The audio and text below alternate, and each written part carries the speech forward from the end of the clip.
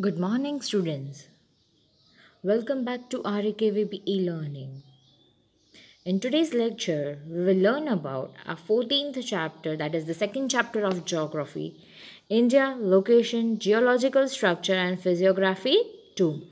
In the previous chapter, that is chapter number 13, in the Physiography 1, we learned about where India is located and what does India contain of. In the similar way, in this same chapter and the second part, we will learn about the different topographies that are available in our country. That are Himalaya. If we have mountains, to which type of mountains? If we are having plains, to which kind of plains? What are the different landforms available in India, and where are those landforms found?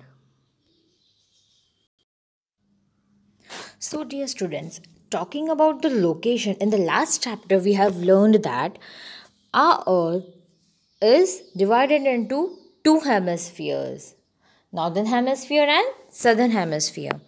So, in that hemisphere, India is located in northeastern hemisphere. याद रहेगा? Which hemisphere? Northeastern hemisphere. Then we also studied the latitudinal and longitudinal area of our country. That was 8 degree 4 to 37 degree 6 north latitude and 68 degree 7 to 97 degree 25 east longitude. We also saw the geological structure, that was peninsular plateau, mountainous region and valleys that occurred due to the tectonic divisions. And we also learned about the 7 tectonic plates, that was the 7 landmass formed due to tectonic movement. So the 7 plates which we studied were Pacific plate, North American plate, South American plate, European plate, African plate, Indo-Australian plate and Antarctic plate. Now, talking about physiography, we realized that the reason behind the physiography was the geological structure. What was the reason behind physiography? The geological structure. That means the division of tectonic plates. Now, due to these movements, some mountains arised, some plains got formed, some turned into highlands, and some were coastal plains and archaeologues. So, Indian subcontinent is divided into 5 different divisions. That is Northern Mountainous Region, Great Northern Plains, Peninsular Plateau, Coastal Plains and Archipelagos. Let's start with the first topic, that is the northern mountains. In India, the northern part is covered with Himalayan ranges, right? So, the Himalayan mountains form the northern mountain range of India. They are the highest mountain ranges in the world. These mountain ranges start from Pamir North in the west and extend up to Purvanchal in the east. See, it starts from Pamir North and it extends till Purvanchal in the east. Himalayas are the youngest and loftiest mountain. Youngest यानी सबसे छोटे हैं और loftiest यानी सबसे thick है. बहुत ज़्यादा रेंज में और ज़्यादा विथ में फैले हुए हैं. Formed by tectonic forces.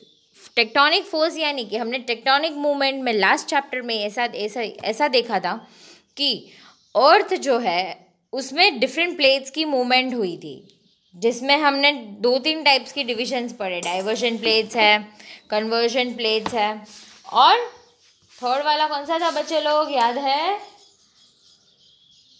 Diversion था एक, कन्वर्जन था और तीसरा कौन सा था? ट्रांसफॉर्म. सो ये सब की वजह से जब कन्वर्जन मूवमेंट हो रही थी तब हिमालयन माउंटेन्स फ्रेम हुए थे, और इसीलिए हिमालयन माउंटेन्स को क्या कहा जाता है? फोल्ड माउंटेन्स, जिसकी लेंथ है 2400 किलोमीटर. कितनी है? 2400 kilometre.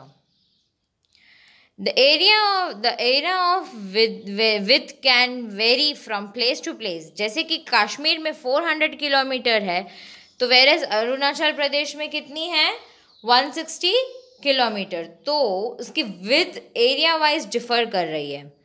अल्टीट्यूडनल variations are greater in eastern part than in the western part. यानी कि अल्टीट्यूडनल यानी कि उसकी जो लेंथ है वो बहुत डिफरेंट है, यानी कि ऊंचाई. अल्टीट्यूडनल वेरिएशंस यानी कि ऊंचाई. Prominent feature that means the highest peak, deep valleys and gorge glaciers etcetera. इसके प्रोमिनेंट फीचर्स क्या है, तो इसकी हाईएस्ट पीक है which is the major peaks, तो कहा गया है Mount Everest, K2 that is Godwin Austen and Kanchenjunga. तो the highest peak over here is Mount Everest of 8,848 meter in Nepal. Then comes K2 which is the second highest peak. So it is of 8,611 meter high. Whereas Kanchenjunga is 8,586 meter high. It also has deep valleys, gorges and glaciers. Glaciers are the polar caps or ice caps that are जो बर्फ जो mountain की peaks जमी हुई है. So the Himalayan mountain ranges can be further divided into two different parts. One is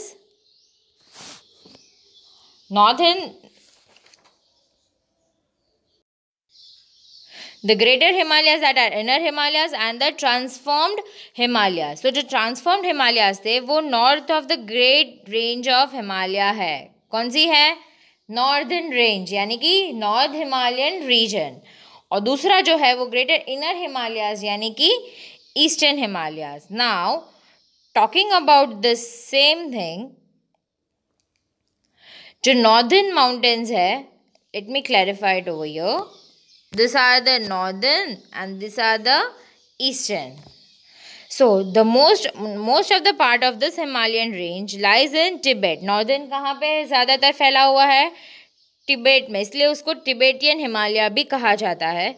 और उसकी ranges है Zanskar, K2, Ladakh, Kailash and Karakoram range. कौन सी 5 रेंजेस देखी हमने नॉर्दर्न हिमालयास की, Zanskar, K2 that is Godwin Austen, Ladakh, Kailash and Karakoram range. Now if we talk about eastern Himalayas, the snow over there is said to be Himadri. The snow over here is said to be Himadri. The average height is of 6,000 meter. What is the average height of eastern Himalayas? 6,000 meters. Sorry, of the eastern inner Himalayas. These are inner Himalayas. What are these? Inner Himalayas.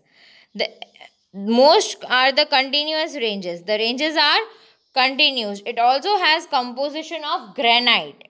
Granite is also present, can be seen over there. Then the inner Himalayas contain the ranges of Mount Everest and Kanchenjunga. It also has forest of needle-leaved that are coniferous forest. Which kind of forest is available over here? You can find over here, that is coniferous forest. Then comes outer Himalayas. Outer Himalayas को हम कहते हैं शिवालिक और हिमाचल. क्या कहते हैं? शिवालिक और हिमाचल, जिसकी एवरेज हाइट है 600 से लेके 1200 मीटर्स. यहाँ के प्रदेशों को दून के नाम से कहा जाता है, जैसे कि देहरादून, पटली दून. ठीक है. और यहाँ पे डेसिडियस फॉरेस्ट है. अगर हम शिवालिक की बात करें तो यहाँ किस टाइप के फॉरेस्ट अवेलेबल है? Deciduous forest. Now talking about, first we talk about transformed Himalayas, which are divided into Great Himalaya, that is in Great Inner Himalayas. Outer Himalayas are said to be Shivalik range. Now Middle Himalayas. Middle Himalayas की अगर हम बात करें तो आपको सिर्फ यही portion अभी के लिए देखना है.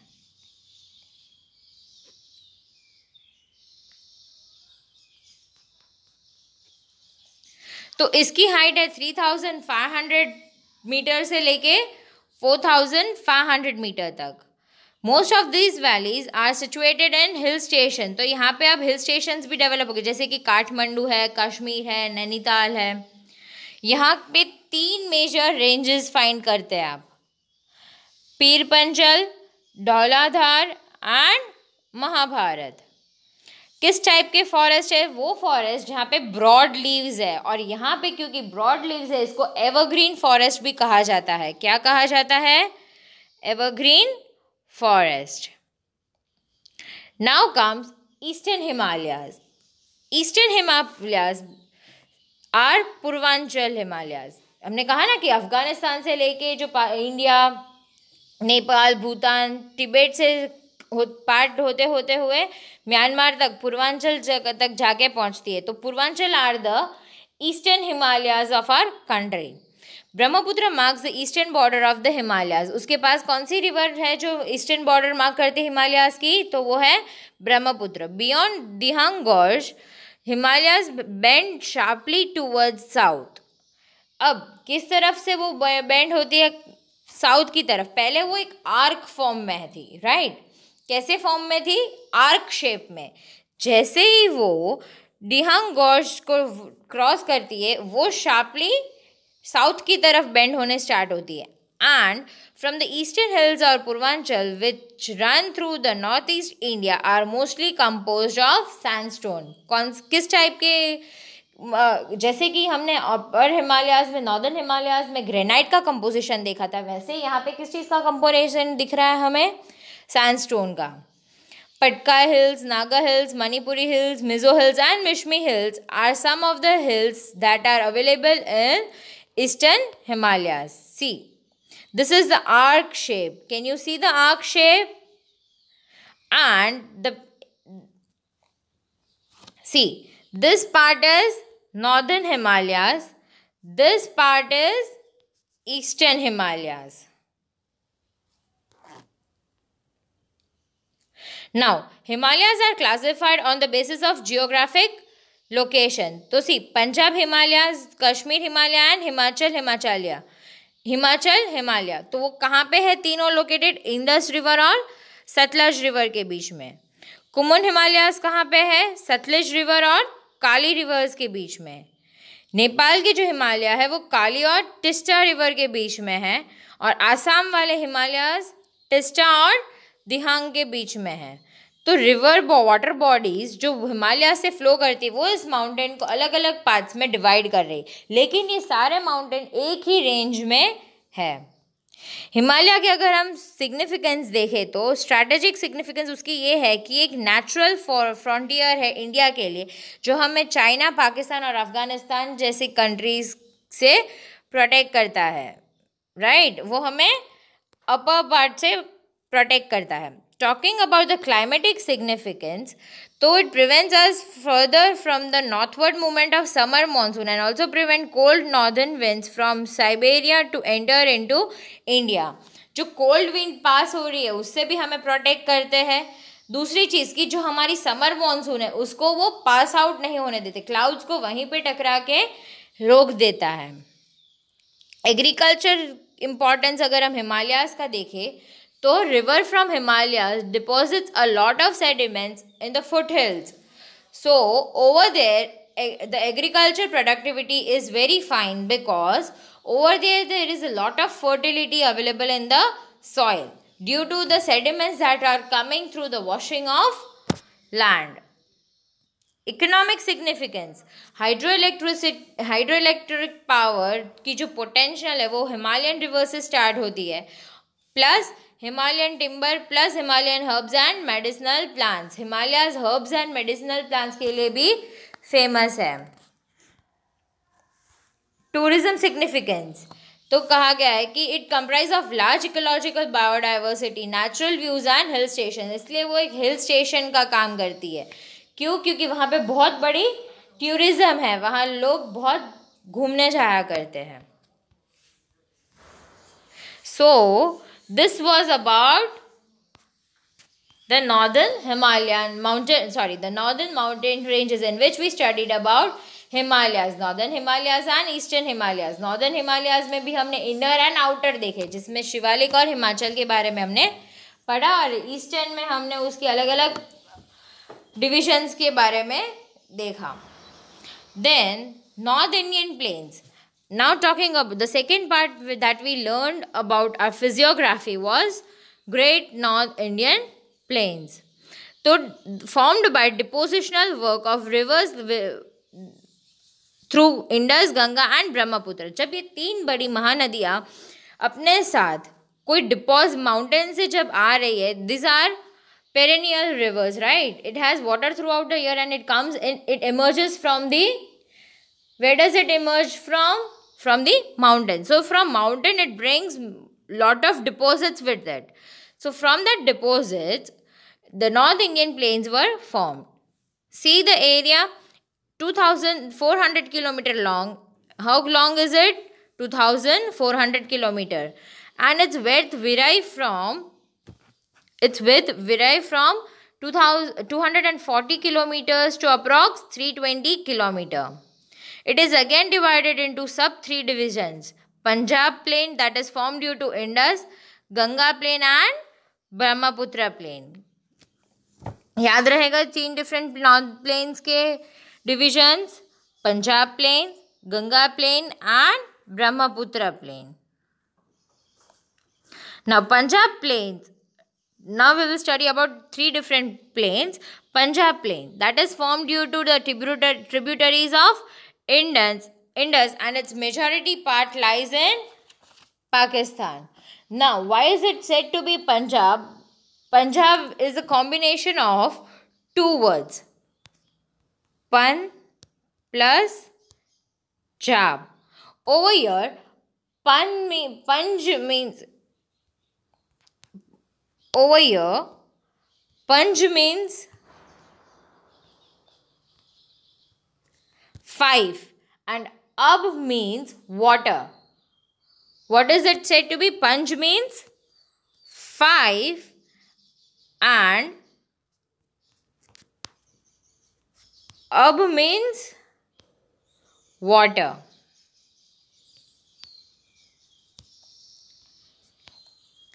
So this land is said to be Punjab. The physiography of this plain depends on the plain, that is the combination, the plain form that is formed due to the combination of 5 rivers. The plain which is caused due to the combination of 2 rivers is said to be Doab. ठीक है. Now Ganga plains. So Ganga plains lie between Ghaggar and Tista river, that is the parts of Haryana, Delhi, UP, Bihar, Jharkhand, West Bengal lies in the Ganga plain. West Bengal पूरा कहाँ पे लाई करता है? Ganga planes में ही. Brahmaputra plane Teesta से लेके दिहांग तक, और उसका मेजॉरिटी पोर्शन लाई होता है आसाम में.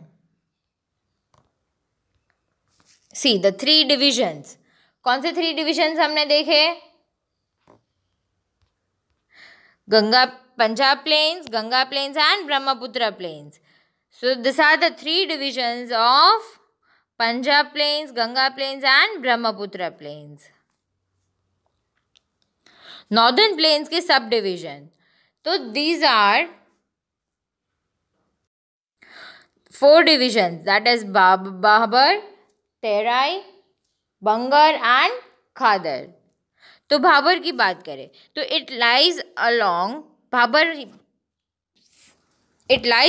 the foothills of Shivalik from Indus to Tista. कहाँ पे located है?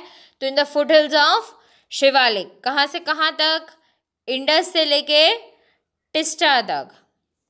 Laid down by streams coming up from the hills. कहाँ पे है?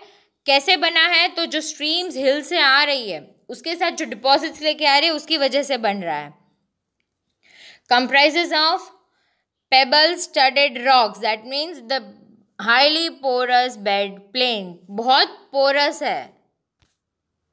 Due to high porosity stream appears here. यहाँ पे porosity भी बहुत high है. Then comes Terai. Terai lies in the south of Bhabar and runs parallel to it. Bhabar के ही पैरेलल में दोनों है। और पहले क्या आता है? भाबर, उसके साउथ में लोकेटेड है Terai.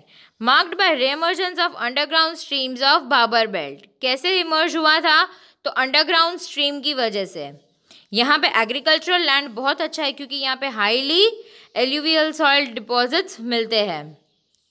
Has a high water table due to ground water percolating. और उसका जो टेबल वाटर टेबल लेवल है यानी कि ग्राउंड वाटर का जो लेवल है वो भी बहुत अच्छा है।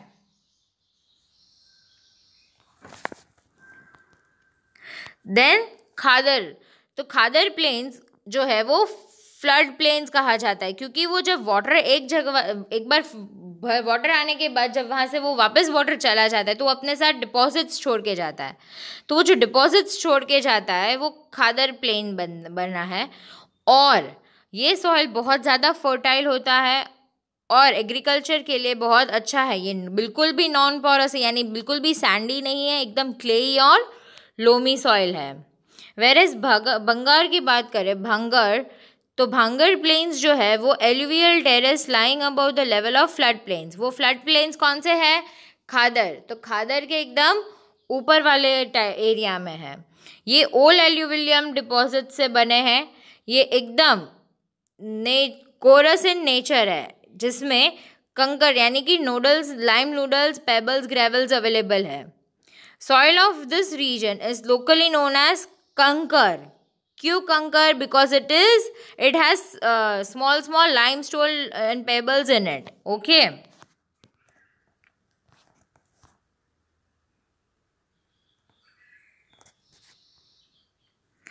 Now, talking about the second major division of our physiography, Peninsular Plateau. The Peninsular Plateau. About Peninsular Plateau, we will study in the next episode.